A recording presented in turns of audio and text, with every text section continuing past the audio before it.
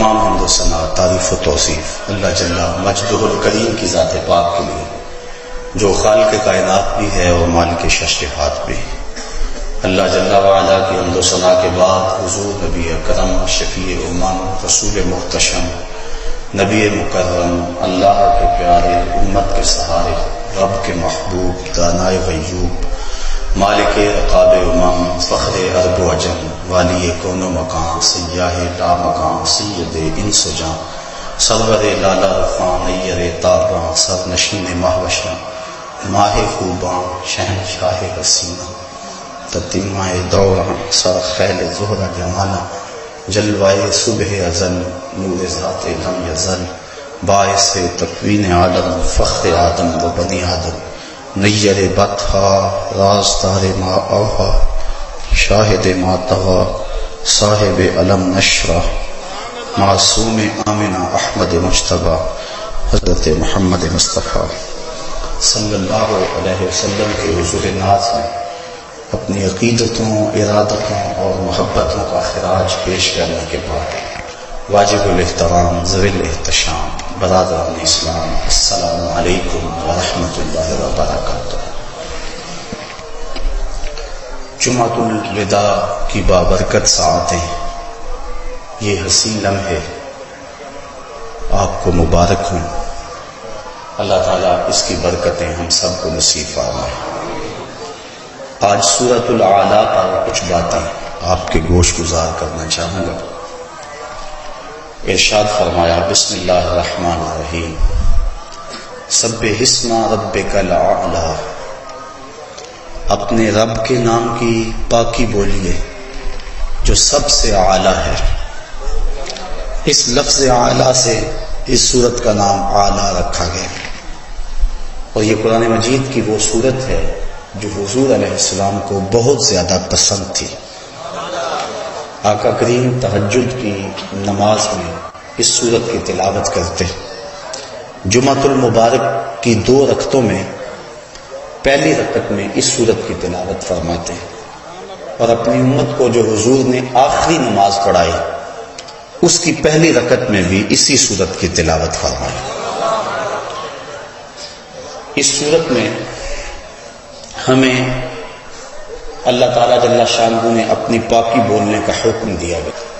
حضرت عقبہ بن عامر رضی اللہ تعالیٰ عنہ سے روایت ہے، اور یہ وہی عقبہ بن عامر ہیں جن کی پشت پہ حضور نے ہاتھ پھیرا تھا تو ان سے خوشبو آنے لگی تھی، اور پھر جس گھر میں وہ رہتے تھے اس گھر سے بھی خوشبو آتی تھی۔ مدینہ شریف میں آج بھی وہ گھر موجود ہے۔ اب وہ گھر کچا تو نہیں، پکا ہو گیا ہے، لیکن خوشبو متواتر آج بھی اس گھر سے آ رہی ہے۔ حضرت عقبہ بن عامر رضی اللہ تعالی عنہ روایت کرتے ہیں کہ ہم نماز کے اندر جب سجدہ کرتے تو یہ تسبیح پڑھتے، اللہم لک سجدت، اے اللہ ہم تیرے لیے سجدہ کیا۔ لیکن جب یہ صورت نازل ہوئی تو حضور نے ارشاد فرمایا، اجعلوها فی سجودکم، اس کو اپنے سجدوں کی تسبیح بنا لو۔ تو یہ جو سبح اسم ربک الاعلیٰ ہے، اس سے یہ تسبیح ہے سبحان ربی الاعلیٰ۔ بلکہ حضرت عمر فاروق رضی اللہ تعالی عنہ جب اس سورت کی تلاوت کرتے تو بعد میں سبحان ربی الاعلیٰ ضرور پڑھتے۔ اس نے کہا، آپ اس کو اس سورت کا جز سمجھتے ہیں؟ کہا نہیں، جز نہیں سمجھتا۔ جس طرح سورہ فاتحہ میں آمین کہا جاتا ہے، میں اس میں سبحان ربی الاعلیٰ کہتا ہوں، اور میں خود نہیں کہتا، یہ مسنون ہے، حضور نے بھی کہا تھا۔ تو یہ سورت قرآن مجید کی وہ سورت ہے جو حضور کو بہت پسند تھی، تو میں نے آج کی اس نشست میں آپ کے لیے سورت کی تلاوت کی۔ اللہ تعالیٰ جل شانہ میری زبان پہ کلمۃ الحق جاری فرمائے۔ حکم ہوا سبح، پاکی بولیے، ہر کجی، کمی، نقص اور کمزوری کی اللہ سے نفی کیجیے، اس کی تنزیہ بیان کیجیے، ہر سو سے، ہر نقص سے۔ حضرت طلحہ سے روایت ہے اس کا مفہوم کہ تنزیہ عن کل سوء، ہر نقص اور کمزوری سے اللہ کی پاکی، یہ سبحان کا مفہوم ہے۔ سبح، تسبیح بولیے، کس کی؟ اسم رب کا، اپنے رب کے نام کی۔ الاعلی جو سب سے اعلیٰ ہے، بزرگ و برتر ہے. اور یہ تسبیح ہم سجدے میں بولتے ہیں جب ہماری حالت یہ ہوتی ہے کہ انتہائی ذلت کے مرتبے پہ ہوتے ہیں. انسان کا سب سے ذلت کا مرتبہ سجدہ ہے. سجدے سے بڑھ کر انسان کی تذلیل نہیں ہو سکتی. اقصی غایت التذلل، سب سے زیادہ، کیونکہ انسان کے اشرف اعضاء سر میں ہیں. سوچنے کی قوت دماغ سر میں، دیکھنے کی قوت آنکھیں سر میں، بولنے کی قوت زبان سر میں، سونگنے کی قوت ناک سر میں، اور سر اس کے درد پہ. اور زبان پہ کیا ہے؟ سبحان ربی الاعلی، مالک دیکھ مجھ سے ذلیل کوئی نہیں، تجھ سے اعلیٰ کوئی نہیں. اگر سجدے کے مفہوم کو بندہ اچھی طرح سے سمجھ لے تو پھر سجدے سے سر اٹھا کر اکڑ اکڑ کے چل نہیں سکتا. اس نے یہ کہا تھا سبحان ربی الاعلی، مالک اعلیٰ تو ہے.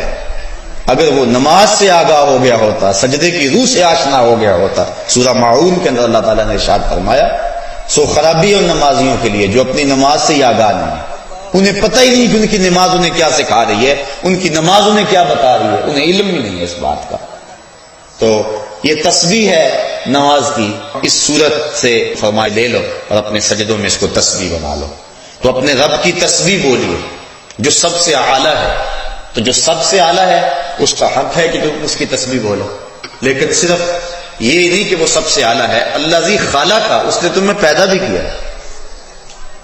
ماں نے بیٹے کو جنم دیا ہے اور اتنے حق ہیں کہ ساری زندگی بھی ان کی خدمت میں کمر بستہ رہے.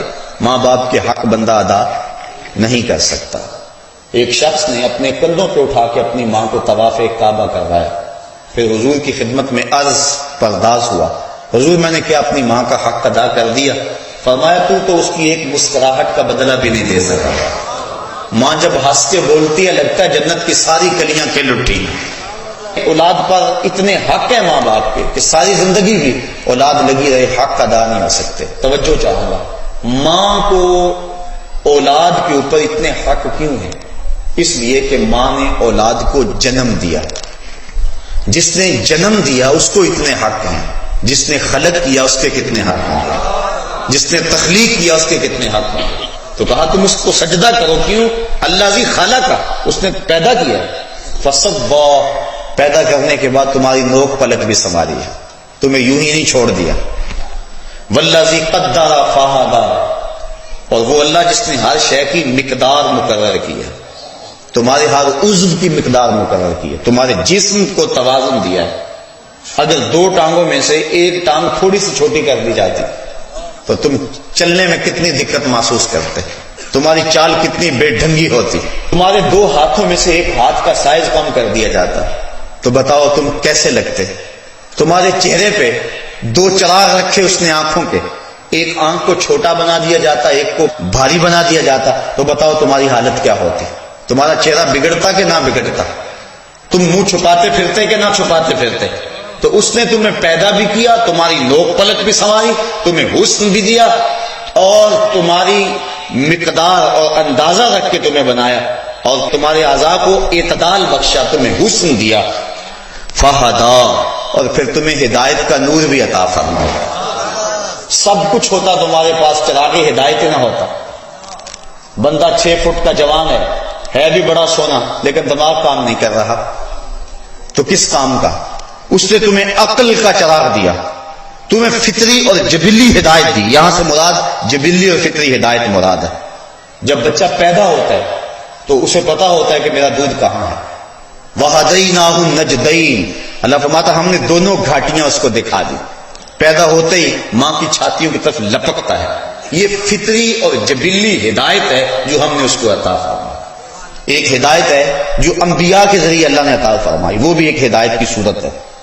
لیکن اس سے قبل بھی انسان کو پتا ہے اچھائی کیا ہے اور برائی کیا ہے.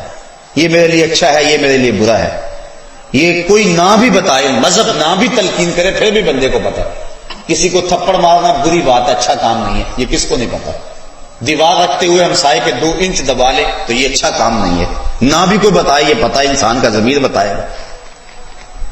یہ پتا انسان کو کہ کسی پہ ظلم کرنا، زیادتی کرنی اچھی بات نہیں ہے. تو یہ فطرت کے اندر رکھا گیا. حضور علیہ السلام سے گناہ کے بارے میں پوچھا گیا نا، فرمایا ما حاک فی صدرک، جو تیرے سینے میں کھٹ کے. اور تو ڈرے کہ لوگ اس پہ مطلع نہ ہو جائیں، فرمایا وہ گناہ ہے۔ اور ایک اور روایت، حضرت وابصہ رضی اللہ تعالی عنہ ایک صحابی تھے، حضور کی مجلس لگی ہوئی ہے، وہ آ کے بیٹھ گئے۔ آداب مجلس بھی یہی ہے کہ جہاں جگہ ملے وہاں بیٹھ جاؤ، لوگوں کی گردنیں پھلانگ کر آگے آنے سے روکا گیا ہے۔ صدر مجلس کو اختیار ہے، وہ کسی حکمت کے تحت کسی کو آگے بلانا چاہے تو وہ بلا سکتا ہے۔ جب حضور تشریف فرما ہوں پھر صدر مجلس اور کون ہو سکتا ہے؟ تو حضور جلوہ فراز تھے، حضرت وابصہ پیچھے آ کے بیٹھ گئے۔ حضور نے فرمایا ادنو یا وابصہ، وابصہ دور بیٹھ گئے ہو، قریب آ جاؤ۔ حضور نے قریب کیا، حضرت وابصہ کہتے ہیں میں اتنا قریب ہوا کہ میرے گھٹنے حضور کے گھٹنوں سے چھونے لگے، اس قدر مجھے حضور نے اپنے قریب کر لیا۔ تو جب میں اتنا قریب ہو گیا تو حضور نے فرمایا وابصہ کوئی سوال پوچھنے آئے ہو؟ میں نے عرض کیا حضور کوئی سوال پوچھنے آیا ہوں۔ کہا وابصہ جو تم پوچھنے آئے ہو تم پوچھو گے یا میں ہی بتا دوں کیا پوچھنے آئے ہو؟ ڈٹھے برق قرآن دے پھول سارے، تیری شان جیا نہیں کوئی ہور ڈٹھا، تیری شان دا کرے مقابلہ جیڑا ان عاشقاں اصلی چور ڈٹھا۔ کوئی نور آکھے کوئی بشر آکھے، پیندا رات دنے ایہو شور ڈٹھا، اللہ والیاں گل مکا دیتی تساں ہور ڈٹھا سا ہور ڈٹھا۔ تم پتہ نہیں کس کی بات کرتے ہو۔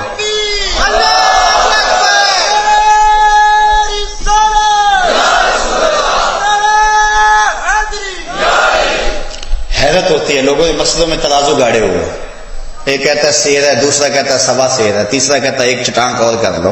شرم نہیں آتی کس کو تول رہے ہو؟ اس کا وزن کر سکتے ہو غلط؟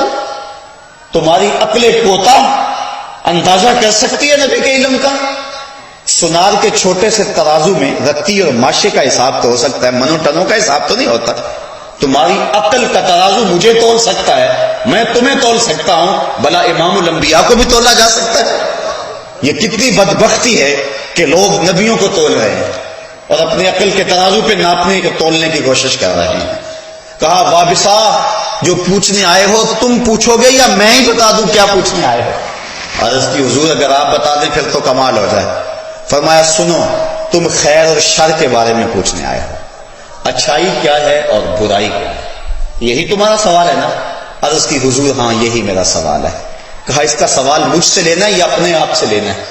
عرض کی حضور اگر جواب آتا ہوتا تو سوال ہی کیوں بنتا؟ اب سنیے لفظ حدیث کے، فَضَرَبَ عَلَى صَدْرِهِ فَقَالَ اسْتَفْتِ مِنْ قَلْبِكَ۔ حضور نے حضرت وابصہ کے سینے پہ ہاتھ مارا، فرمایا وابصہ اس دل سے پوچھ لے، یہی مفتی بیٹھا ہوا ہے اندر، یہ تجھے بتا دے گا کہ خیر کیا ہے اور شر کیا ہے۔ تو انسان کے اندر سے ہی آواز آتی ہے کہ خیر کیا ہے اور شر کیا ہے۔ کوئی فتویٰ نہ بھی دینے والا ہو، یہ اندر کا مفتی فتویٰ دیتا ہے کہ یہ اچھائی ہے یہ برائی ہے، تو یہ وہ فطری اور جبلی ہدایت ہے جو اللہ تعالیٰ نے انسان کو ودیت کی ہوئی ہے، کوئی نہ بھی بتائے۔ بلکہ علماء نے لکھا کہ اللہ نے یہ تو ہدایت جانوروں کو بھی دی ہوئی ہے۔ اس کی مثال یہ جب مرغی کڑک بیٹھتی ہے نا، احتجاج کرتی ہے کہ میں اب انڈے نہیں دوں گی بلکہ انڈے لاؤ میرے نیچے رکھو، تو اس کو کہتے ہیں مرغی کڑک بیٹھ گئے، تو اس کے نیچے انڈے رکھے جاتے ہیں۔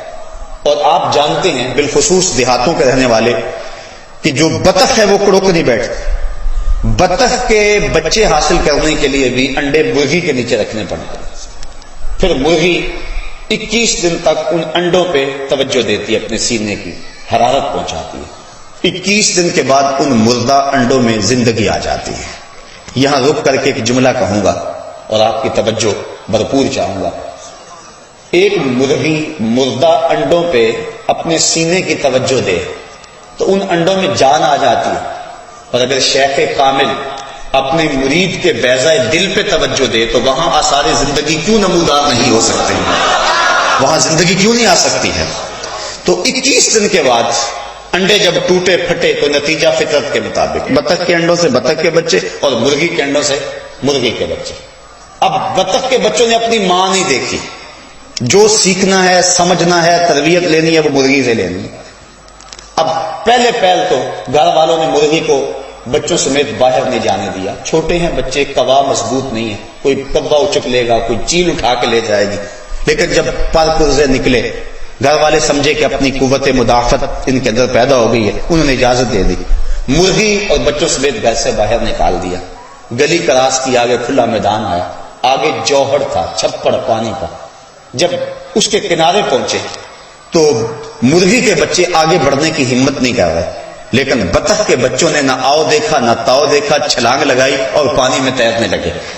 مرغی نے تو بتایا نہیں، کسی اور کو تیرتے دیکھا نہیں، جو کچھ سیکھا بطخ کے بچوں نے مرغی سے سیکھا، ماں اپنی کو ملے نہیں۔ بطخ کے بچوں کو کس نے بتایا کہ تم پانی میں ڈوبو گے نہیں، تیرو گے، یہ تمہارا بازیچہ ہے، تمہارے کھیلنے کی جگہ ہے؟ کس نے بتایا بطخ کے بچوں کو؟ اللہ فرماتا ہے والذی قدر فہدی، وہ رب ہے یہ چراغ ان کے سینے میں جس نے جلایا ہے روشن کر دیا۔ تو یہ فطری ہدایت ہے جو جانوروں کے سینے کے اندر بھی رکھی ہے۔ اس عنوان سے امام غازی نے بڑا کچھ لکھا ہے، اور بھی کئی مفسرین میں دیکھ رہا تھا لیکن وقت نہیں ہے، کہ اللہ تعالیٰ نے جانوروں کے اندر یہ ہدایت رکھی ہے تو وہ فطری ہدایت بھی دی۔ پہلے پیدا کیا، پھر نوک پلک سنواری، پھر مقدار مقرر کی، پھر ہدایت کا چراغ رکھا۔ والذی اخرج المرعى، اور اس نے زمین کی کوک سے سبز چارہ نکالا۔ جب کسان بیج ڈال کر اوپر سے سہاگا چلا کے پانی دے دیتا ہے تو وہ زمین اتنی ٹھوس ہو جاتی ہے، اگر اس میں انگلی ڈالے تو انگلی آپ کے نیچے نہیں جائے گی، لیکن وہ نرم کمپل، اس کو ہاتھ لگائیں آپ کے ہاتھ کے مس کرنے سے مرجھا جائے، اتنی نرم اور گداز، لیکن وہ زمین کا سینہ چیر کر باہر کیسے آ گئی؟ کہا یہ خود نہیں آئی، کوئی اس کو نکالنے والا ہے۔ والذی اخرج المرعى، وہ اللہ ہے جس نے اس سبز چارے کو زمین کی کوک سے باہر نکالا۔ اور اس پر بھی رک کر بہت کچھ کہا جا سکتا ہے۔ گندگی کے ڈھیر پہ گلاب کا بیج ڈال دو، اور گندگی کے ڈھیر پہ اگنے والے گلاب کے پھول سے خوشبو آئے گی، بدبو نہیں آئے گی۔ گندگی کے ڈھیر پہ اگا ہے، خوشبو کس نے پیدا کی؟ کہا تمہارے رب نے پیدا کی۔ اللہ اکبر۔ والذی اخرج المرعى فجعلہ غثاء احوا، پھر اسی کو سبز اور سیاہ کر دیا، سیاہ اور خشک کر دیا۔ ایک تو مفسرین نے یہ معنی بیان کیا، اور ایک نے گہرا سبز کر دیا، یعنی جب سبزہ اگتا ہے اور بارش مناسب ہوتی ہے اور خوب اس کو پانی ملتا ہے تو پھر وہ اتنا سبز ہو جاتا ہے کہ سیاہی مائل ہو جاتا ہے، یعنی پہلے وہ سبز تھا پھر سیاہی مائل ہو گیا۔ اور دوسرا معنی اس کو خشک اور سیاہ کر دیا، یعنی اب وہ توڑی بن گیا، اب وہ بوسا بن گیا، وہ خشک توڑی تمہارے جانور کھاتے اور دودھ دیتے۔ تو یہ کون کر رہا ہے؟ یہ تمہارا رب ہے جو یہ سب کچھ کر رہا ہے۔ یہ سب کچھ بیان کرنے کے بعد اللہ تعالیٰ ارشاد فرماتا ہے سنقرئک فلا تنسیٰ، اے محبوب تیرا رب تجھے ایسا پڑھائے گا تم بھول نہیں سکو گے۔ جو زمین کی کوک سے سبزہ اگا سکتا ہے، جو بطخ کے بچے کے اندر شعور عقل رکھ سکتا ہے، جو انسان کو چراغ ہدایت دے سکتا ہے، تو کیا محبوب جو امام الانبیاء ہے، جو میرا محبوب ہے، کیا میں اس کو علم نہیں عطا کروں گا؟ سنقرئک فلا تنسیٰ، ایسا پڑھاؤں گا محبوب تم بھول نہیں پائے گے۔ سنقرئک، ایسا پڑھائیں گے، اس سے مراد قرآن مجید ہے، اور حضور کو قرآن مجید بغیر مشقت کے حفظ ہوا ہے۔ حافظ کو یاد کرنا پڑتا ہے، تکرار کرنا پڑتا ہے، لیکن بغیر محنت کے حضور علیہ السلام کو مشقت کے یاد ہو گیا۔ بلکہ جب قرآن نازل ہوتا حضور جلدی جلدی زبان کو حرکت دیتے، اللہ تعالیٰ منع فرما دیا لا تحرک بہ لسانک، محبوب کیوں جنبش کرتے ہو، زبان کو کیوں حرکت دیتے ہو، کیوں پریشانی اختیار کرتے ہو؟ جس رب نے دل میں اتارا ہے وہ زبان پہ بھی لے آیا۔ تو حضور علیہ السلام کو قرآن کے حفظ میں مشقت نہیں اٹھانا پڑی، یہ اللہ تعالیٰ نے محبوب کے سینے میں القاء کر دیا۔ اور صرف قرآن ہی نہیں، یہ بات بھی ذہن میں رکھیں، کچھ لوگ یہاں رک جاتے ہیں اور آگے نہیں بڑھتے۔ نسائی شریف کی روایت اٹھائیے، حضور نے فرمایا انما اوتیت القرآن ومثلہ معہ، جتنا علم قرآن میں ہے مجھے اتنا علم اور بھی عطا فرمایا گیا۔ تو یہ حضور کے سینے کی وسعت ہے۔ اللہ فرماتا ہے سنقرئک فلا تنسیٰ، ایسا پڑھائیں گے کہ آپ کبھی بھول نہیں پائیں گے، الا ما شاء اللہ، ہاں اگر اللہ چاہے تو۔ علماء تفسیر لکھتے ہیں یہ استثناء واقعی نہیں ہوا، اللہ نے چاہا ہی نہیں کہ جو محبوب پڑھ چکے وہ بھول جائیں، جو پڑھا دیا سو پڑھا دیا۔ انہ یعلم الجہر وما یخفی، بے شک جو تم ظاہر کرتے ہو اور جو مخفی ہے، جاہر اور مخفی جو کچھ ہے وہ جانتا ہے۔ یہ اللہ کی شان یہ ہے کہ اس کی نظر سے کوئی شے پوشیدہ نہیں۔ انہ، بے شک وہ اللہ، یعلم الجہر، جو لوگ ظاہر کرتے ہیں اسے بھی دیکھتا ہے، وما یخفی، اور جو مخفی کرتے ہیں وہ بھی دیکھتا ہے، جو تم کھلے میدانوں میں کرتے ہو وہ بھی دیکھتا ہے، جو ہوٹلوں کے بند کمروں میں کرتے ہو وہ بھی دیکھتا ہے۔ جو تم گھر کی چار دیواری میں کرتے ہو وہ بھی دیکھتا ہے، جو میلوں ٹھیلوں میں کرتے ہو وہ بھی دیکھتا ہے، جو تم خلوت اور تنہائی میں کرتے ہو وہ بھی دیکھتا ہے، اور جو تم جلوت اور مجلس میں کرتے ہو وہ بھی دیکھتا ہے، جو تمہارا خیال بھٹکتا ہے وہ بھی دیکھتا ہے، اور جو تمہاری نظر بہکتی ہے وہ بھی دیکھتا ہے۔ اِنَّهُ يَعْلَمُ الْجَهْرَ وَمَا يَخْفَى، مت سمجھو کہ تمہارا رب ہمیں دیکھ نہیں رہا۔ اور یہ یقین اور یہ عقیدہ اگر جم جائے اور دل کی تہوں میں اتر جائے تو گناہ کرنا مشکل کیا ناممکن ہو جاتا ہے۔ ساتوں دروازے بند ہیں، بت کے اوپر بھی موٹا کپڑا ڈال کر زلیخا بولی ہے تو لک یوسف اب آ جاؤ نا، اب تو کوئی نہیں دیکھ رہا، تو یہی عقیدہ تھا جس نے روشنی دی۔ قال معاذ اللہ، کہا اللہ کی پناہ چاہتا ہوں، تو موٹا کپڑا ڈال کر بت سے چھپ گئی اور دروازے بند کر کے لوگوں سے چھپ گئی، میرا خدا تو ساتویں کوٹڑی میں بھی دیکھ رہا ہے۔ پھر اتنی روشنی برسی، اتنے اجالے اترے کہ گناہ کا تصور بھی محال ہو گیا۔ تو یہ یقین کہ میرا مالک مجھے دیکھ رہا ہے انسان کے لیے گناہ کو مشکل نہیں ناممکن بنا دیتا ہے۔ تو یہ عقیدہ ہے ہمارا کہ اللہ جل شانہ دیکھ رہا ہے، کوئی لمحہ ایسا نہیں ہے۔ رمضان میں ہمیں چند لمحوں کے لیے یہ بہت بڑی دولت امٹ کے آ جاتی ہے ہمارے سینے میں، کڑکتی دھوپ میں، برستی ہوئی گرمی میں، زبان کانٹا ہے، حلق خشک ہے، ٹھنڈا پانی دستیاب ہے، کوئی دیکھنے والا بھی نہیں ہے، لیکن ایک گھونٹ بھی حلق سے نیچے نہیں اتارتے، وضو کرتے غسل کرتے بھی احتیاط کرتے ہیں کوئی قطرہ نیچے نہ اتر جائے۔ کیوں؟ ہمارا اللہ ہمیں دیکھ رہا ہے۔ یہ یقین ہوتا ہے نا، پانی نہیں پیتے اللہ دیکھ رہا ہے، اچھا پانی نہیں پیتے کھانا نہیں کھاتے اللہ دیکھ رہا ہے، لیکن دکان پہ بیٹھ کے جب ڈنڈی مارتے ہیں اللہ اس وقت نہیں دیکھتا؟ جب رشوت لیتے ہیں اللہ اس وقت نہیں دیکھتا؟ جب خیال بھٹکتا ہے، سوچیں بہکتی ہیں، نظر بھٹکتی ہے، تو کیا اللہ اس وقت نہیں دیکھتا؟ اور وہ کیا صرف رمضان میں دیکھتا ہے؟ غیر رمضان میں نہیں دیکھتا، وہ تو ہر لمحہ دیکھ رہا ہے۔ اِنَّهُ يَعْلَمُ الْجَهْرَ وَمَا يَخْفَى، وہ تو جہر کو بھی جانتا ہے، پوشیدہ کو بھی جانتا ہے۔ اس کی نظر کی تیزی کا عالم یہ ہے، اَرَا زَبِيبَ النَّمْلَةِ السَّوْدَاء، سنو اپنے رب کی نظر کی نگاہوں کی تیزی۔ کالی رات کے اندھیرے میں، کالے پتھروں میں، پہاڑی سلسلے میں، پہاڑوں کی جڑوں میں ایک گہری غار ہے، اس غار میں آگے ایک سوراخ ہے، اس سوراخ کے اندر چیونٹی چلتی ہے، اس چیونٹی کے پاؤں سے اس سوراخ کے اندر ایک ننھی سی لکیر بنتی ہے جس کو تم کسی دوربین سے بھی نہیں دیکھ سکتے، کسی خوردبین سے بھی نہیں دیکھ سکتے۔ تمہارا رب اس لکیر کو یوں دیکھتا ہے جس طرح دیواریں چین کو دیکھتے ہیں، اس کی نظر سے وہ بھی پوشیدہ نہیں ہے، تو تمہارے ذہن کی سکرین پر آنے والے خیال بھلا رب اس سے کیسے غافل رہ سکتا ہے؟ اِنَّهُ يَعْلَمُ الْجَهْرَ وَمَا يَخْفَى، جو ظاہر کرتے ہیں اللہ اسے بھی دیکھتا ہے، جو مخفی لوگ رکھتے ہیں اللہ اسے بھی دیکھتا ہے۔ اب اللہ اپنے محبوب سے فرما رہا ہے وَنُيَسِّرُكَ لِلْيُسْرَى، اے محبوب دین کا کام ہم آپ کے لیے آسان کر دیں گے، یہ آسان ہو جائے گا۔ لوگ کہتے ہیں بڑا مشکل ہے یار دین پہ چلنا، ٹھیک ہے واقعی بڑا مشکل ہے، لیکن جس کے لیے اللہ آسان کر دے، مانا کہ محبت کے سفر میں ہر گام پہ 100 مشکل ہے، لیکن یہ سفر آسان بھی ہے اگر ساتھ تمہارا ہو جائے، تو جس کے لیے وہ آسان کر دے، وَنُيَسِّرُكَ، ہم اس معاملے کو آسان کر دیں گے، لِلْيُسْرَى، اس شخص کے لیے جو سہولت چاہتا ہے۔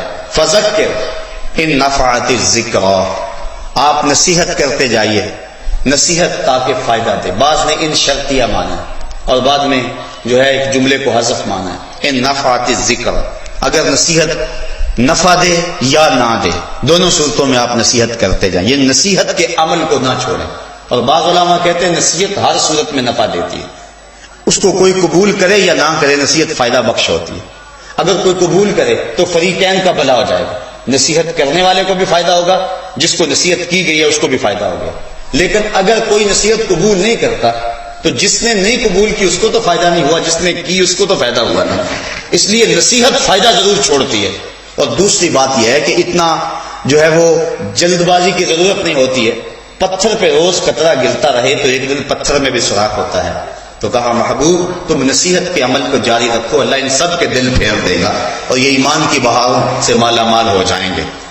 فذکر، آپ نصیحت کرتے چلے جائیں، ان نفعات الذکر، بعض نے اس کو ان شرطیہ مانا اور آگے کوئی حذف نہیں جو ہے وہ مانا، اور یہ صورت ہے مکی، تو وہ کہتے ہیں اس کا معنی ہے محبوب ان کو نصیحت کریں اگر یہ نصیحت قبول کریں، اور اگر یہ نصیحت قبول نہیں کرتے چھوڑ دیں ان کو، مدینے والے تیری راہیں تک رہیں۔ اگر یہ مکے والے قبول کرتے ہیں نصیحت تو کریں، ان کو نہیں کرتے پتھر مارتے ہیں، گڑے کھودتے ہیں، کانٹے بچھاتے ہیں، اوجریاں ڈالتے ہیں، آوازیں کستے ہیں، گلے میں کپڑا ڈال کے تاؤ دیتے ہیں۔ محبوب اگر یہ نہیں قبول کرتے چھوڑ دیں ان کو۔ مدینے والے تیری راہوں میں طالع البدر علینا کے گجرے لیے کھڑے ہیں اور تیری راہوں میں منتظر ہیں، آپ ان کو چھوڑیں اور مدینے والوں کو نصیحت کریں۔ محبوب جو ہی تیرے لبوں سے لفظ نکلیں گے ان کے دلوں میں اترتے چلے جائیں گے۔ فذکر نفعت الذکریٰ سیذکر من یخشی، جس کے سینے میں خشیت کا نور ہے ان قریب وہ تیری نصیحت کو قبول کر لے گا۔ جس کے سینے میں خشیت ہے، ڈر ہے اللہ کا، جب نصیحت ہو اور نصیحت اچھے انداز سے کی جائے تو اللہ سے ڈرنے والا شخص جو ہے وہ کبھی ایسا نہیں ہو سکتا کہ نصیحت کو قبول نہ کرے۔ وہ نصیحت کو قبول کرتا ہے، اس کے دل میں اترتا ہے۔ ایمان کی چونکہ اس کے سینے کے اندر چاشنی موجود ہے، ایمان کی دولت اس کے سینے میں موجود ہے، اور جب نصیحت ہوتی ہے تو ضرور اس کو اس کا احساس ہوتا ہے اور وہ قبول کرتا ہے۔ وَيَتَجَنَّبُهَا الْأَشْقَى، لیکن نصیحت سے دور کون رہتا ہے؟ نصیحت کو قبول کون نہیں کرتا؟ اشقا، جو ازلی بدبخت ہے، جو شقی ہے، اس کے سامنے جتنی مرضی نصیحت کرو وہ قبول نہیں کرے گا، سارا قرآن بھی پڑھ دو وہ قبول نہیں کرے گا۔ محبوب تو ساری زندگی ان کے سامنے اپنے لیل و نہار گزار دے وہ قبول نہیں کریں گے، چاند کو 2 ٹکڑے بھی کر دے وہ قبول نہیں کریں گے، سورج کو عصر کے وقت بھی پلٹا کے لیا وہ قبول نہیں کریں گے، اس کے اپنے ہاتھ میں کنکر کلمہ پڑے پھر بھی قبول نہیں کریں گے۔ تو وہ شقی ہے، بدبخت ہے کہ جو اتنا کچھ دیکھنے کے باوجود بھی قبول نہیں کرے گا۔ اچھا وہ قبول نہیں کرے گا تو چھوٹ جائے گا؟ کہا نہیں، الذی یصلی النار الکبریٰ، یہ وہ بدبخت ہے جس کو ہم بڑی آگ میں ڈالیں گے، چھوٹی آگ میں نہیں، بڑی آگ میں۔ حضور علیہ السلام نے جبریل سے پوچھا کہ مجھے جہنم کے عذابوں میں جو سب سے ہلکا عذاب ہے اس کی کیفیت سناؤ۔ تو جبریل نے عرض کی حضور احون، جو سب سے ہلکا عذاب ہے اس کی کیفیت یہ ہے کہ جہنمی کے پاؤں میں آگ کے جوتے رکھے جائیں گے، باقی سارا بدن آگ سے سلامت ہوگا، صرف پاؤں میں جوتے رکھے جائیں گے۔ تو پھر اس کی گرمی اتنی ہوگی، یغلی منہما دماغہ، دماغ کھولنے لگے گا اور پگھل کے ناک اور کانوں کے راستے سے باہر آ جائے گا۔ یہ سب سے ہلکے عذاب کی کیفیت ہے۔ جو سخت عذاب ہیں ان کی کیفیت کیا ہوگی؟ حضور نے فرمایا کہ میں نے میکائیل کو کبھی ہنستے ہوئے نہیں دیکھا۔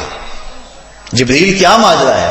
تو جبریل امین نے عرض کی حضور جب سے جہنم بنا ہے اس وقت سے میکائیل کبھی بھی نہیں مسکرائے گا۔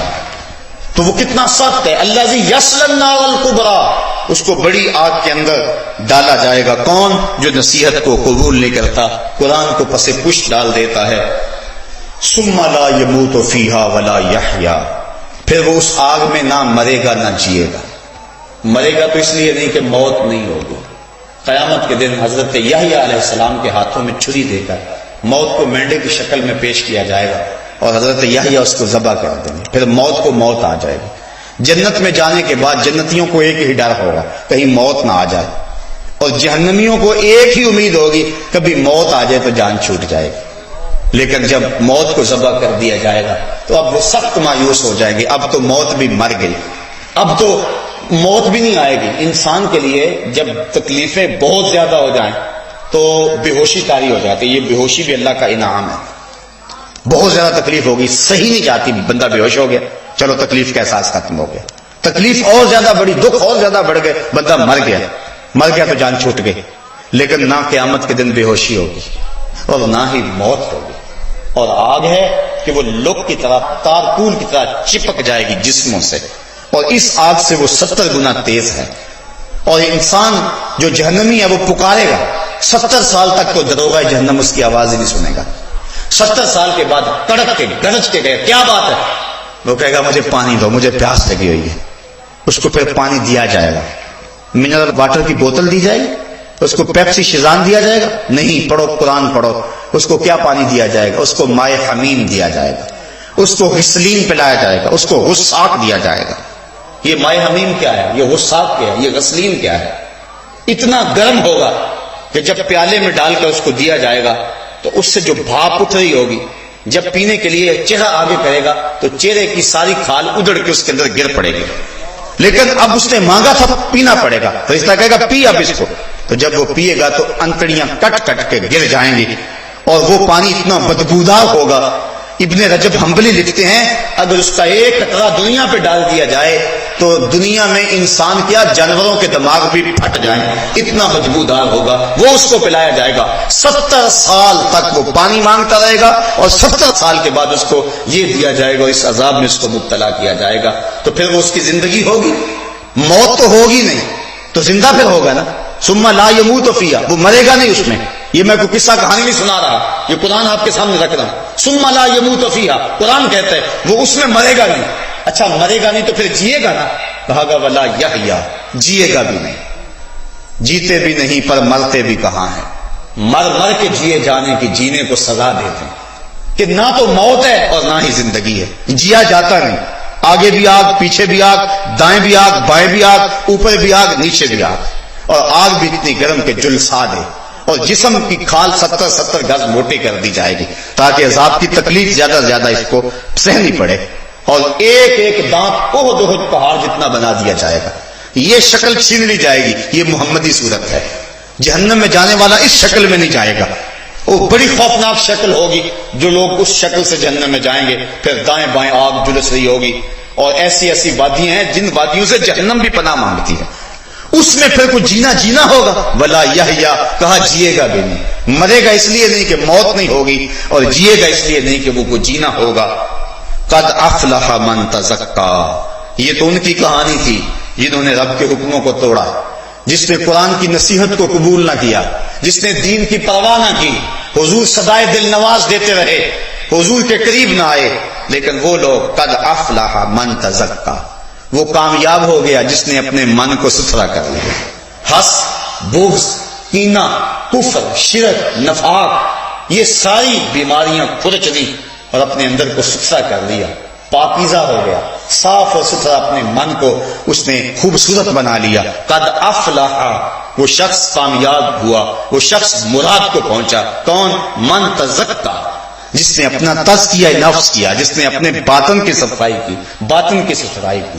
باہر تو بڑا سوار کے رکھا، کلف لگے کپڑے بھی پہنے، ایک داغ بھی لگ گیا تو کپڑے اتار دیے، ایک جو ہے وہ تریز بھی ٹوٹ گئی تو جو ہے وہ دوبارہ کپڑے کہا کہ نہیں یہ میرے لیے مناسب نہیں، میں نے بڑی عالی نسب دعوت میں جانا ہے، بڑا اہتمام کیا، اپنی داڑھی بھی رگڑ کے مونڈی کہ میں ذرا اچھا لگوں، کیا کچھ نہ کیا اس ظاہر داری کے لیے۔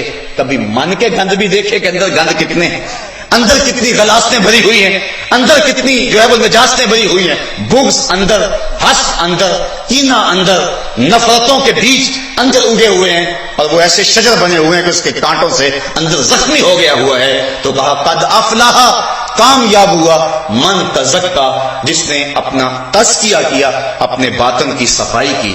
اچھا باطن کی صفائی کیسے پتا چلے گا؟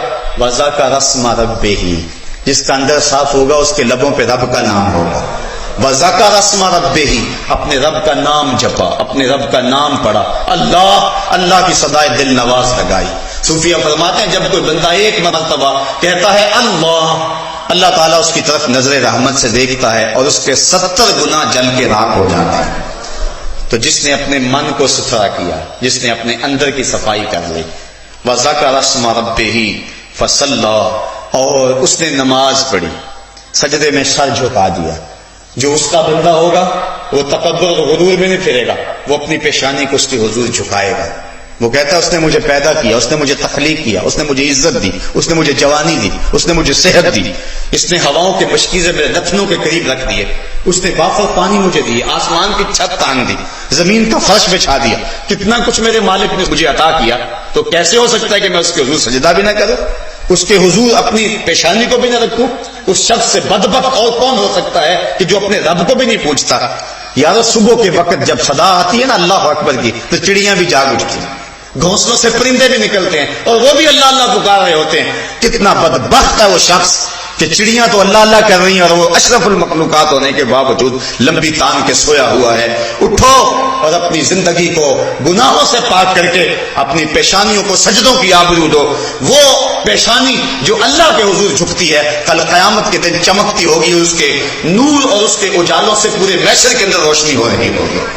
تو کہا قد افلح من تزکا، پاک وہ ہوا کہ جس نے اپنے نفس کا تزکیہ کیا، وذکر اسم ربہ، اور اپنے رب کا نام جپا۔ حضور فرماتے ہیں ذاکر اللہ فی الغافلین کشجرۃ الخضراء فی وسط الحشیم، غافلوں میں اللہ کا ذکر کرنے والا ایسا ہے جس طرح سوکھی سڑی گھاس کے اندر کوئی شجر سایہ دار ہوتا ہے، جو پوزیشن وہاں اس درخت کی ہے ذکر کرنے والے کی کیفیت اس انداز سے ہے، فصلا اور نماز پڑھی، اللہ کے حضور سجدہ ریز ہو گیا۔ حضرت سلمان فارسی رضی اللہ تعالی عنہ اور حضرت ابو عثمان رضی اللہ تعالی عنہ یہ دونوں سفر پہ جا رہے تھے، راستے کے اندر ایک درخت آیا جس کی شاخیں لٹک رہی تھی، خزاں کا موسم تھا، پتے زرد ہو گئے تھے۔ حضرت سلمان نے ایک شاخ کو پکڑا اور جھٹکا دیا، جتنے بھی پتے تھے وہ گر گئے اور شاخ برہنہ ہو گئے۔ حضرت ابو عثمان سے مخاطب ہو کر کہا حضرت سلمان نے، عثمان تو نے مجھے پوچھا نہیں کہ میں نے اس شاخ کو جنبش کیوں دی ہے؟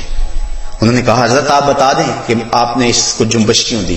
کہا سنو، میں ایک دن حضور کے ساتھ جا رہا تھا، سفر میں تھا، ایسے ہی ایک درخت آیا، اس کی شاخ جھکی ہوئی تھی، پتے لٹک رہے تھے، زرد ہو گئے تھے، حضور نے پکڑا جھٹکا دیا، میں منظر کو دیکھ کے معزوز ہوتا رہا۔ حضور نے فرمایا اے سلمان تو نے مجھے پوچھا نہیں کہ میں نے ایسا کیوں کیا؟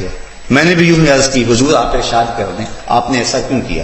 تو حضور نے فرمایا سلمان جس طرح میں نے شاخ کو جھٹکا دیا اور کوئی پتا باقی نہیں رہا، جب بندہ نماز کے لیے کھڑا ہو جاتا ہے کوئی گناہ باقی نہیں رہتا۔ وَذَكَرَ اسْمَ رَبِّهِ فَصَلَّى، اپنے رب کا نام اس نے جپا اور نماز پڑھی۔ بل تؤثرون الحیات الدنیا، کہا تم تو دنیا کی زندگی کو ترجیح دیتے ہو، یہ انسان کی کمزوری بیان فرمائے، دنیا کی زندگی کو ترجیح دیتے ہو۔ حضور میں مجھے اس بات کا کوئی ڈر نہیں ہے کہ میرے بعد تم شرک کرو گے، یہ بخاری شریف کی روایت ہے، پتہ نہیں لوگوں کو کیوں فکر ہے کہ امت مشرک ہو گئی۔ حضور فرماتے ہیں لست اخاف ان تشرکوا من بعدی، مجھے کوئی ڈر نہیں ہے کہ میرے بعد تم شرک کرو گے، میری امت شرک پہ جمع نہیں ہو سکتی، مجھے اس بات کا ڈر ہے کہ میرے بعد تم دنیا دار بن جاؤ گے، اور آج ہماری کانوں تک بلکہ سر تک دنیا ہو گئی، ہماری زندگی کا مقصد ہی دنیا ہوگا، کماؤ جمع کرو، عجیب چکر دوڑ لگی ہوئی ہے، صبح ہوتی ہے شام ہوتی ہے۔ وہ کیا کہا تھا اکبر الہٰبادی نے، کیا بتائیں احباب کیا کارنامائیاں کر گئے، بی اے کیا، نوکر ہوئے، پینشن ملی اور مر گئے۔ کیا زندگی کا یہ مقصد ہے؟ صرف اچھا مکان بنا لینا یہ مقصد حیات ہے؟ یہ تو ایک بجڑا بھی کر لیتا ہے۔ بہت ساری دولت جمع کر لینا یہ تو چونٹی بھی کرتی ہے، صبح بل سے باہر نکلتی ہے، دوپہر تک شام تک خود بھی کھاتی ہے، بچوں کو بھی کھلاتی ہے، اور برسات کے لیے جمع بھی کرتی ہے، یہ اشرف المخلوقات ہے، اس کا یہ وظیفہ تو نہیں تھا، یہ تو اللہ نے ذمہ لیا ہوا ہے، تو یہ اللہ کا کرم ہے، جس طرح موت تلاش کرتی ہے رزق بھی تلاش کر لیتا ہے، یہ تو مل کے رہنا اس نے، صرف اس نے تھوڑا سا آسرا کرنا ہے، اس نے تھوڑی سی محنت کر دی، باقی مقدور مل کے رہے گا۔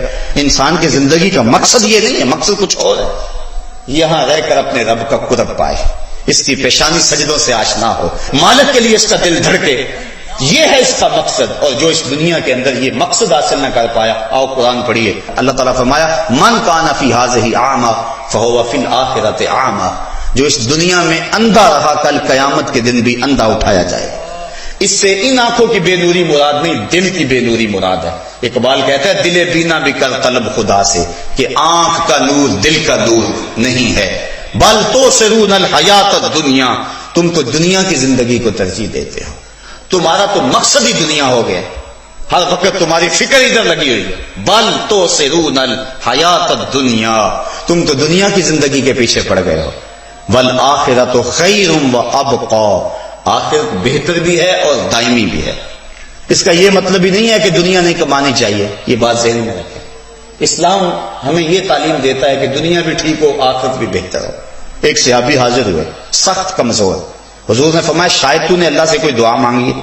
عرض کی ہاں حضور میں نے اللہ سے دعا مانگی ہے کہ جو دکھ تکلیفیں میرے مقدر کی آخرت میں ہیں وہ آخرت میں نہ آئیں، دنیا پہ ہی آ جائیں، تاکہ میرے آخرت کا معاملہ صاف ہو جائے۔ تو حضور علیہ السلام نے اس کی اس بات پر خوشی کا اظہار نہیں فرمایا۔ حضور نے فرمایا تم نے یہ کیوں کہا کہ جو دکھ جو تکلیفیں آخرت میں آنی ہیں وہ دنیا پہ آ جائیں؟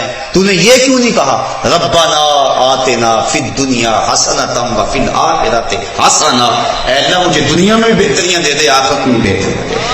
تو مومن دونوں جہانوں کی بہتری چاہتا ہے، لیکن کبھی دنیا اور دین دونوں مقابل آ جائیں، حالات ایسے بن جائیں کہ ایک کو اختیار کیا جا سکتا ہے تو مومن کی ترجیح دین ہوتا ہے، لیکن جو دین کو واز دیتا ہے دنیا کے پیچھے وہ سخت خسارے کا سودا کرتا ہے۔ یہ تھوڑی سی زندگی ہے، کیا حیثیت اس زندگی کی؟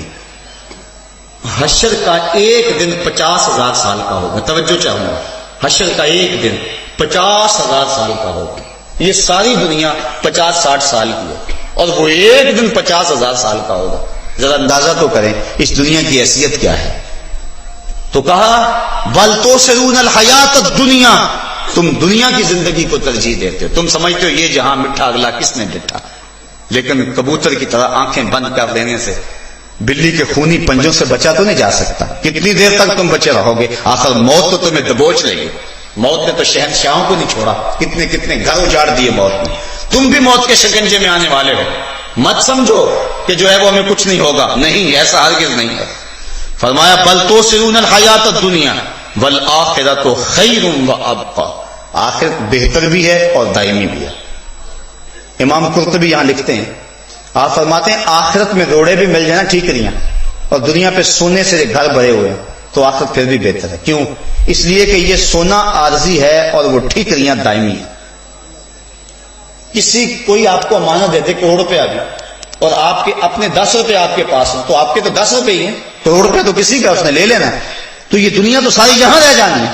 اصل آخرت ہے اور آخرت اللہ اکبر، اس کا دنیا سے مقابلہ ہی بلا کیا ہے.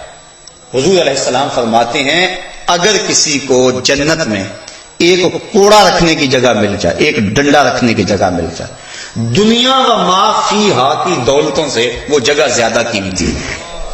یہ جنت کی پراپرٹی ویلیو اللہ کے رسول بیان فرما رہے ہیں. آپ دور دراز کسی جگہ پہ مربع بھی بیچے کسی دیہات میں، یہاں آج شہر کے وسط میں آ کر لیں تو ایک کنال آئے گا. فرق ہے جگہ جگہ کا.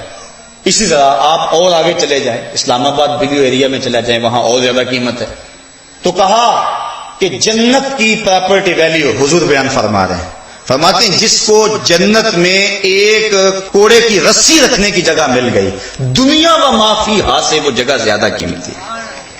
یعنی حضرت آدم علیہ السلام سے لے کر آج تک اور آج سے لے کر قیامت تک لوگوں کے پاس جتنا سرمایہ ہے، تھا، آئے گا، جتنا حکومتوں کے پاس ہے، جتنا سمندروں کی تہوں میں موتی، جتنی پہاڑوں کے دامن میں سونے، جتنے زمین کی کوہ کے اندر ذخائر ہے، یہ سب کچھ جمع کر لیا جائے اور ایک پلڑے میں رکھا جائے اور جنت میں ایک عصا رکھنے کی جگہ، وہ جگہ پھر بھی قیمتی ہے. اور جنت میں سب سے کم جگہ کس کے پاس ہوگی؟ جو سب سے آخر میں جائے گا اس کے پاس تھوڑی سی جگہ ہوگی. کتنی؟ 5 مرلے کا پلاٹ، 10 مرلے کا پلاٹ. اور ترمذی شریف اٹھائیں، سب سے تھوڑی جگہ جنت میں اس کے پاس ہوگی جو سب سے آخر میں جائے گا اور اس کے پاس اس دنیا سے 10 گنا جگہ ہوگی. 7 بر اعظموں پہ پھیلی ہوئی یہ کائنات، اور جو سب سے آخر میں جائے گا اس دنیا سے 10 گنا اس شخص کے پاس ہوگی. تو جو سب سے پہلے جائے گا اس کی جاگیروں کا عالم کیا ہوگا. تو اس تھوڑی سی دنیا کی جائیداد کے لیے اور تھوڑے سے برکت اور مختصر سی زندگی کے لیے اس ابدی اور سرمدی زندگی کو برباد کر لینا، اس سے بڑی نادانی اور کیا ہو سکتی ہے. تو صاحبو، اصل زندگی آخرت کی زندگی ہے. حضور نے خندق کھودتے صحابہ کو جب دیکھا تو یہی دعا کی، اے اللہ زندگی تو آخرت کی زندگی ہے، میرے ان انصار کو بھی بخش دے، میرے مہاجروں کو بھی بخش دے. تو کہا والآخرۃ خیر وابقی، آخرت بہتر بھی ہے اور دائمی بھی ہے. ان ھذا لفی الصحف الاولی، کہا یہ جو ساری باتیں ہم نے پچھلے صحیفوں میں بھی بیان کر دی. صحف ابراہیم و موسیٰ، حضرت ابراہیم کے سینے پہ اور حضرت موسیٰ علیہ السلام کے سینے پہ نازل ہونے والے صحیفوں پر ہم نے یہ لکھ دیا ہوا ہے. علماء فرماتے ہیں، کتب حدیث میں آتا ہے، قد افلح من تزکا سے لے کر والآخرۃ خیر وابقی، یہ جو آیات ہیں، یہ 4-5 آیات بنتی ہیں. یہ حضرت ابراہیم اور حضرت موسیٰ علیہ السلام پر جو صحیفے نازل ہوئے تھے، یہ آیات ان صحیفوں میں بھی ہیں اور قرآن میں بھی ہیں.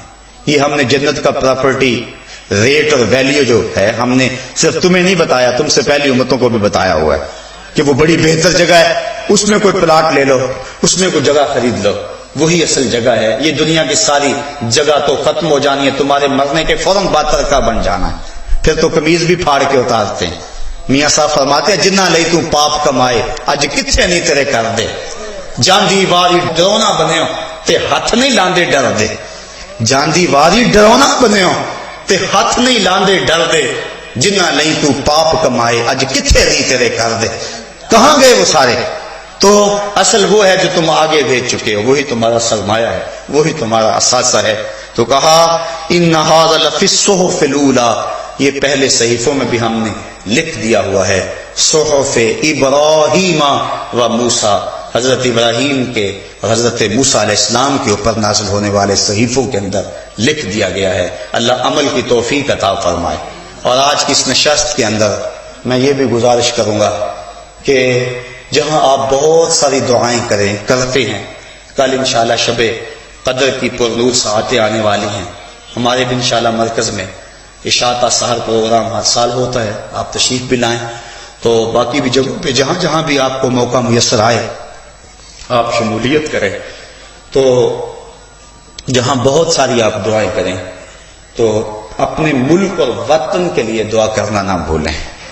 اس وقت ملک جس نازک صورتحال میں ہے، کوئی بھی درد دل رکھنے والا شخص جو ہے وہ ایسا نہیں ہے جو سخت پریشان نہ ہو۔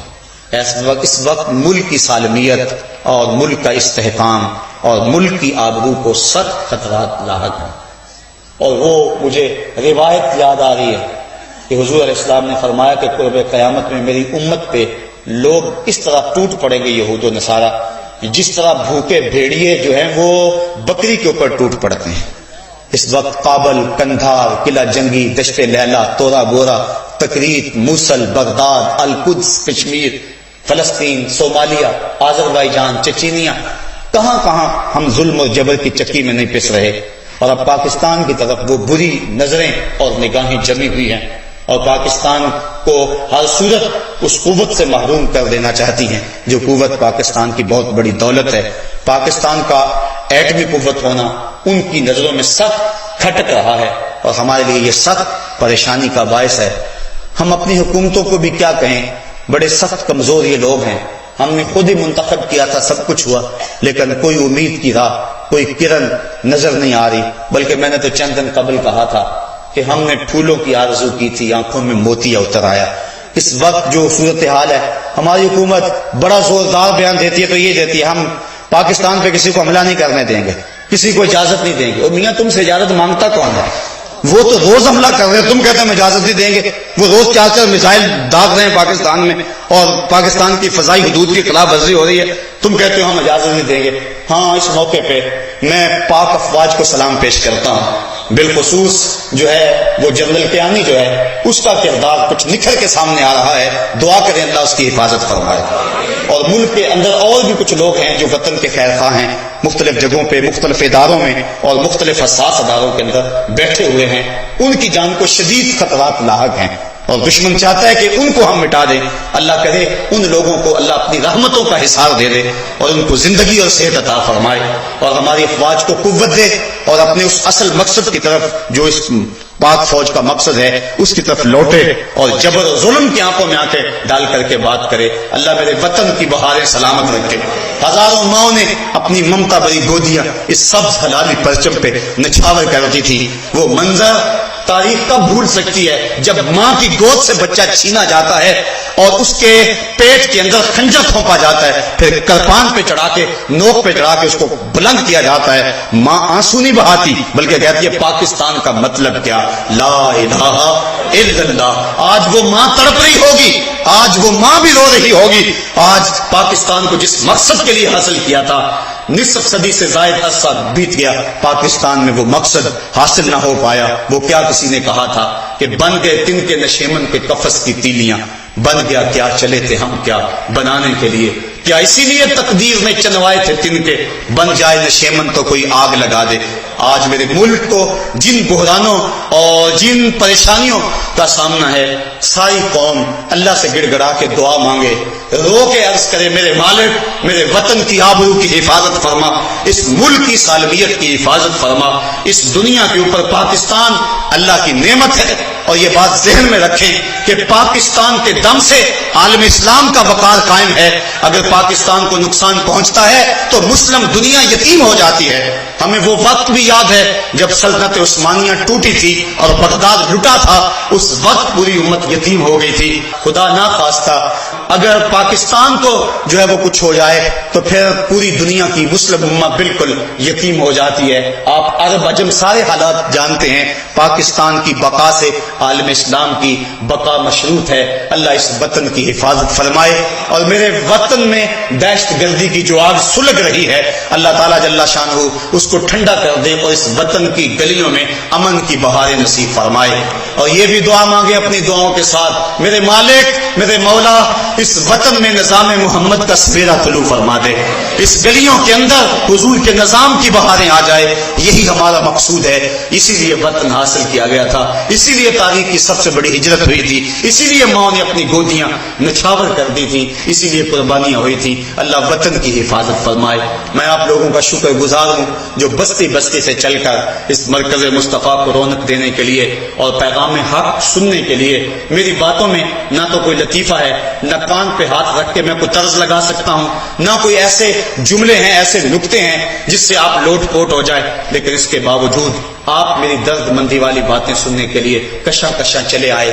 میری دعا آپ کے لیے یہ ہے, مالک جو کہا اس کو دلوں میں اتار دے اور ہمیں عمل والی زندگی نصیب ہو جائے. صاحبو تھوڑی سی دنیا ہے, تھوڑی سی زندگی ہے, ہم موت کے قریب ہو رہے ہیں. امام راضی کہتے ہیں ایک شخص پھٹے پہ رکھ کے برف بیچ رہا تھا اور کہتا تھا ارحموا من یذوب راس مالہ, اور میرے اوپر رحم کرو مجھ سے برف لے لو. اگر تم نے برف نہ لی تو برف تو کسی گاہک کا انتظار نہیں کرے گی, برف تو پگھل جائے گی. میں نے کمائی کیا کرنی ہے, جو پیسے لگائے ہیں وہ بھی لٹ جائیں گے. میرے پہ رحم کرو مجھ سے برف لے لو. کہا یہ جب سنا تو سمجھ آ گیا ان الانسان لفی خسر کا مفہوم کیا ہے. ہم بھی اپنی زندگی کی برف سانسوں کی صورت میں پگھلا رہے ہیں. اگر جلدی جلدی سانسوں کے بدلے میں کوئی نیکی کما لیتے ہیں تو یہ زندگی کام آ گئی, ورنہ زندگی برباد ہو رہی ہے. لمحہ لمحہ موت کے قریب ہو رہے ہیں. گنتی جب الٹی شروع ہو جائے تو کام جلدی زیرو پر پہنچ جاتا ہے. ہم سمجھتے ہیں ہم بڑے ہو رہے ہیں, ہم موم بتیاں سلگا رہے ہیں کہ اتنے سال کے ہو گئے, اور میاں اتنے چراغ تو بجھ گئے ہیں زندگی کے تمہارے. تم کس ناز پہ ہو, کس ورتے پہ ہو اور کس خوشی میں مبتلا ہو. آؤ اپنی زندگی کو نیکیوں کا حسن دو. زندگی وہ جو اللہ اور اس کے رسول کی یاد میں گزری, سانس وہ جو ذکر الہی کے ساتھ نکلا, اور زندگی کی وہی گھڑیاں وہی ساتیں امر ہو جاتی ہیں جو اس کے ذکر اس کے دین پر عمل کرتے ہوئے گزری. اللہ اپنی رحمت اور کرم نوازیاں نصیب فرمائے.